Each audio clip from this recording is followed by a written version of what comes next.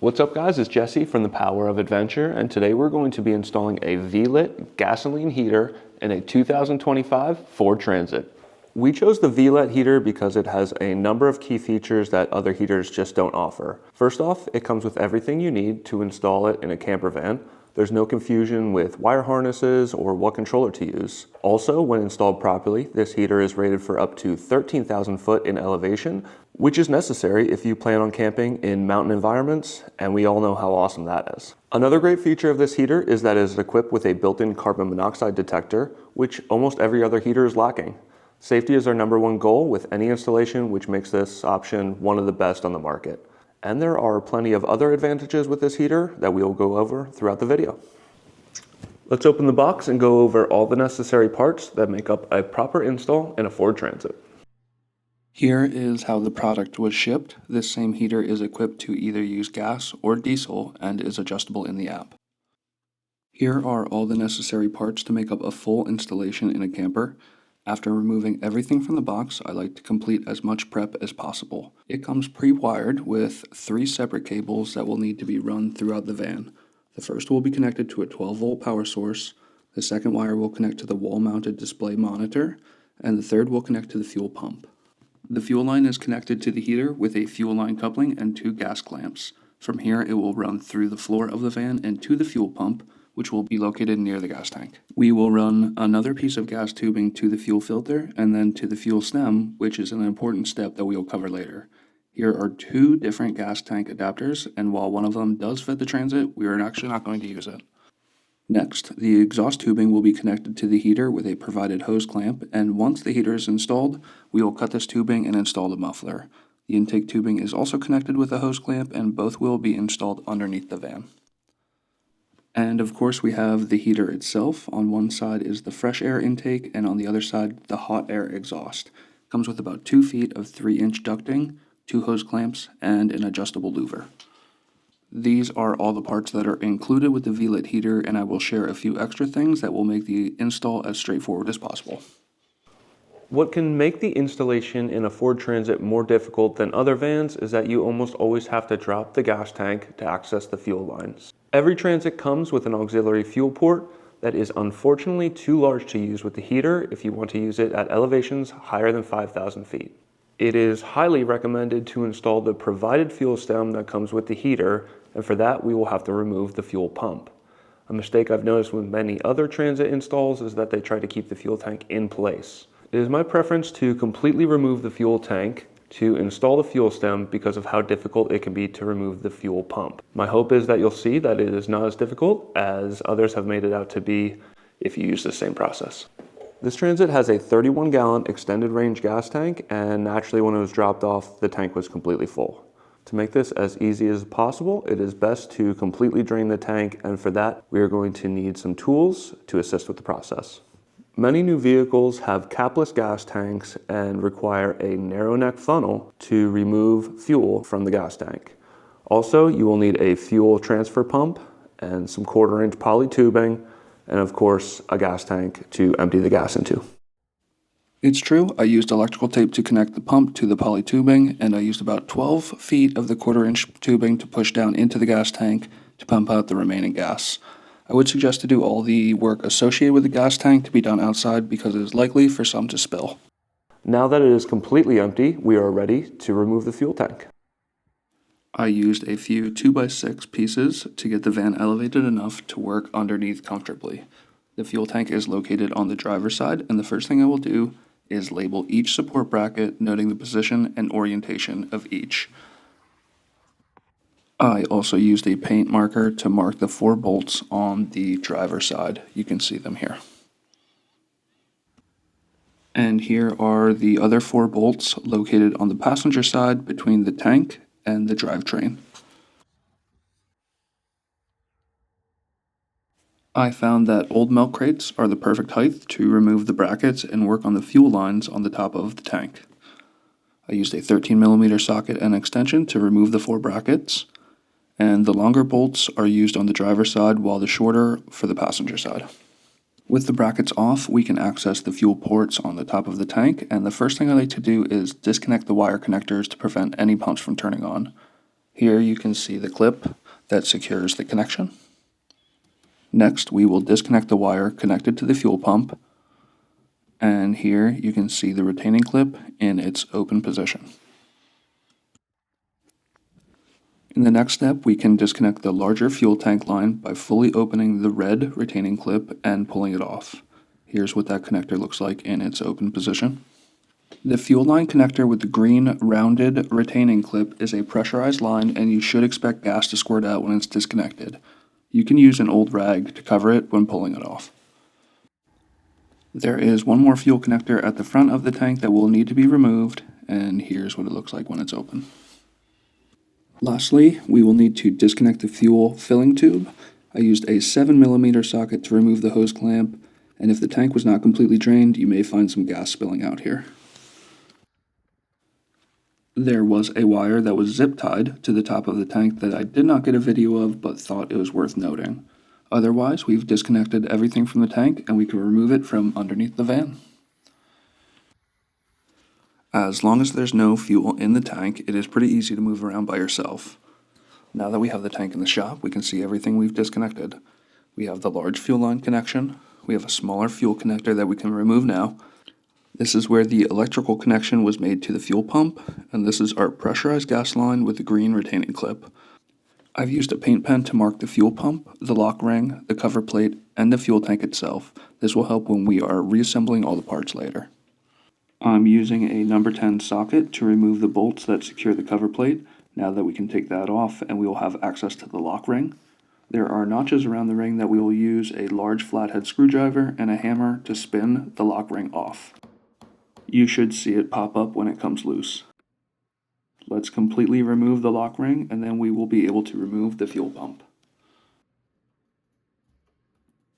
Take your time when removing the pump. There are lots of parts that make it challenging to get out.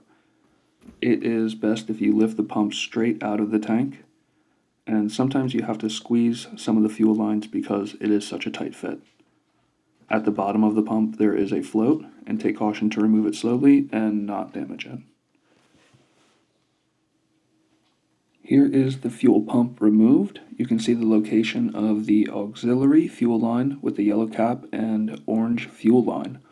We are not going to use this because it can cause problems with the heater's operation, so we are just going to leave it in place. The best location to install the new fuel stem is between the large gas line connection and the electrical connection.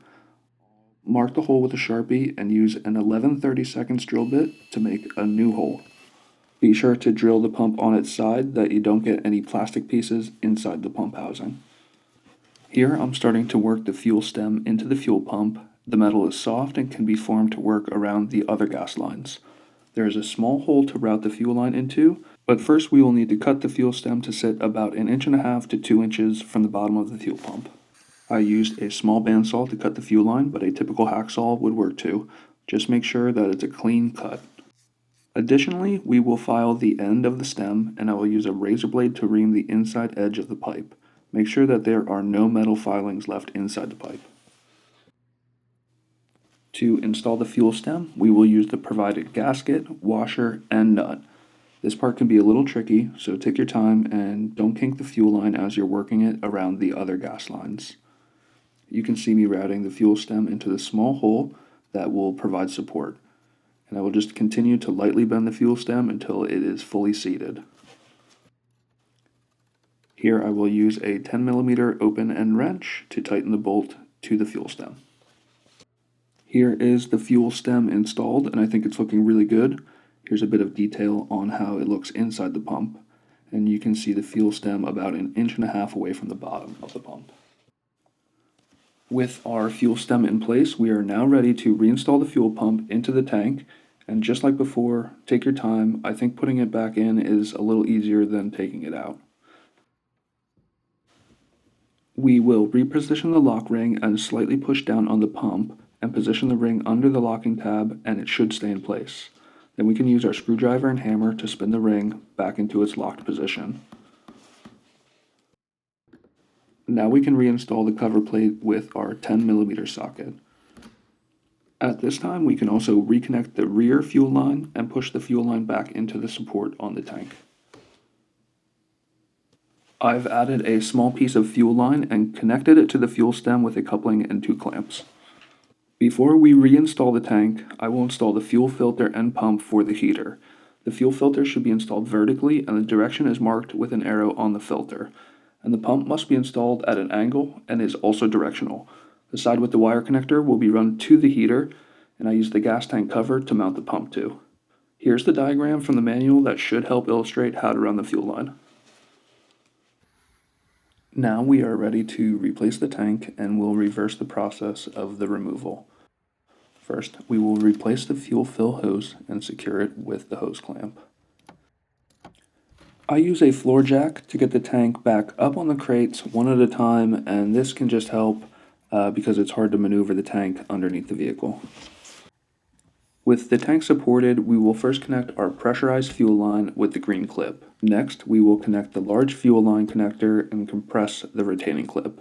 I like to do a little tug test to make sure it's secure. Next, we will connect the fuel pump wiring and lock the clip.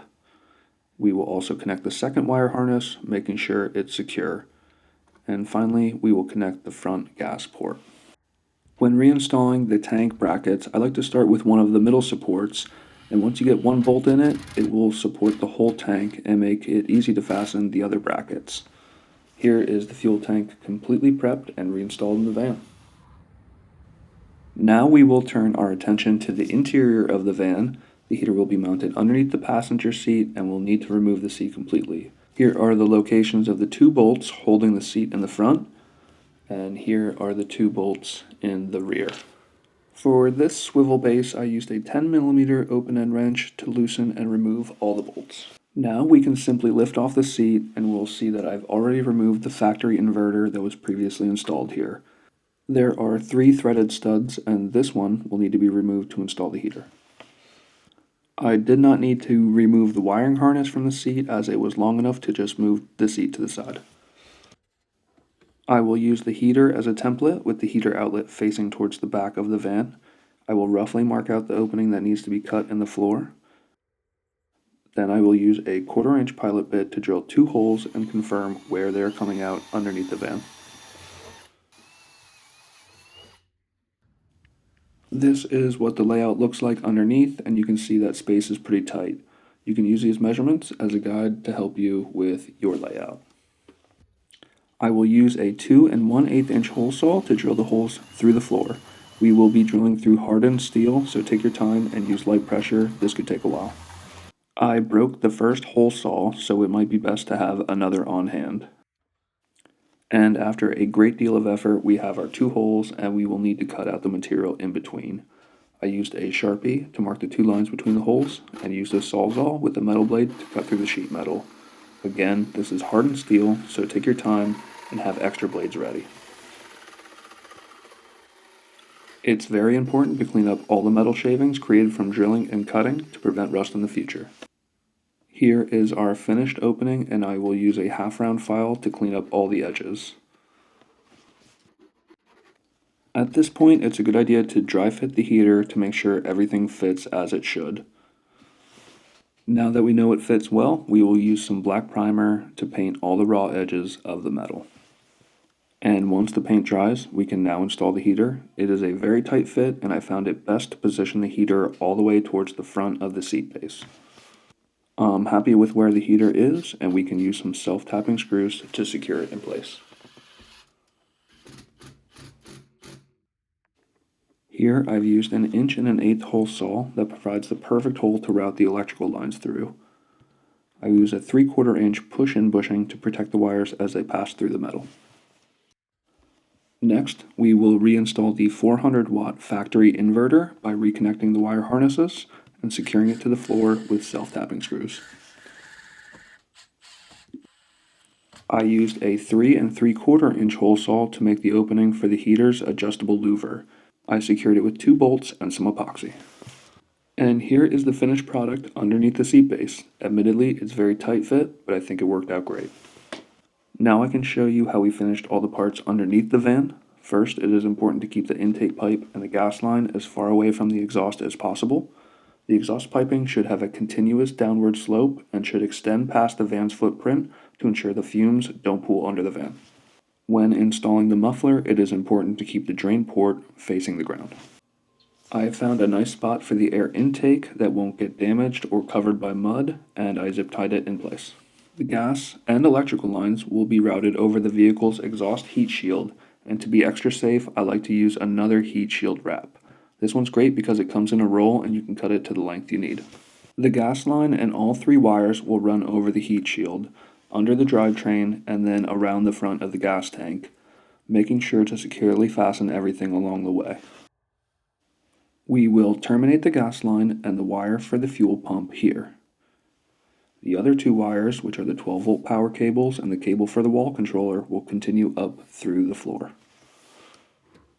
There's a spot in the wall cavity just behind the driver's seat that was a great place to bring the wires out. Here I temporarily mounted the wall controller to the metal paneling, and to test the heater, I will use a portable power station to provide a 12-volt power source. In the near future, this heater will be tied into a permanently installed off-grid electrical system that was designed specifically for the extended Ford Transit, but more on that later. Let's power up the wall controller and go over an initial startup for the heater.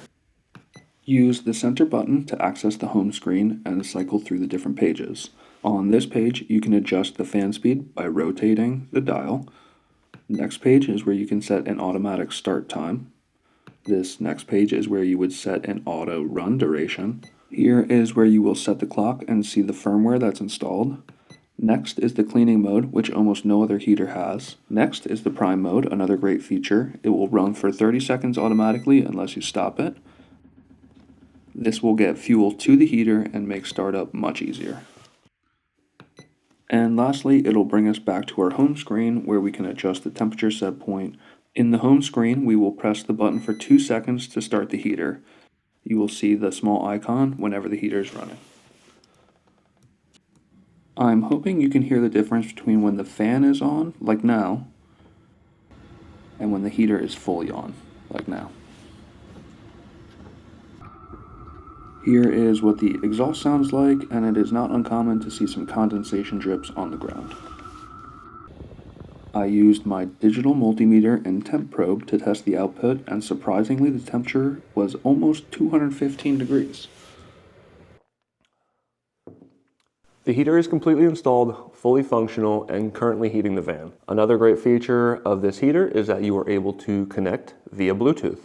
Let's download the app so we can connect to the wall controller and achieve all the same functions and adjustments from our phone. The first time you open the app, you will have to choose between the air conditioner and heater option. Once you've connected to the heater, you will find yourself in this home screen. You can toggle the thermostat and manual page. Here, you can adjust the fan speed and access the automatic runtime and auto duration time. If you click the gear at the top right of the screen, you will access the settings where you can change between Fahrenheit and Celsius, check any error codes, and also access the page to prime the heater. This is also where you will find the firmware update page, and we do have a newer firmware to install. We will confirm the update. It takes anywhere from 3 to 5 minutes. Once the update is complete, we will need to remove power to the heater for 15 seconds. To confirm that the update was successful, we will need to access the page on the wall controller where we set the time, and the new firmware version should be flashing. Once confirmed, we can reconnect to the Bluetooth. Now we are all set up and ready to use our heater from our phone.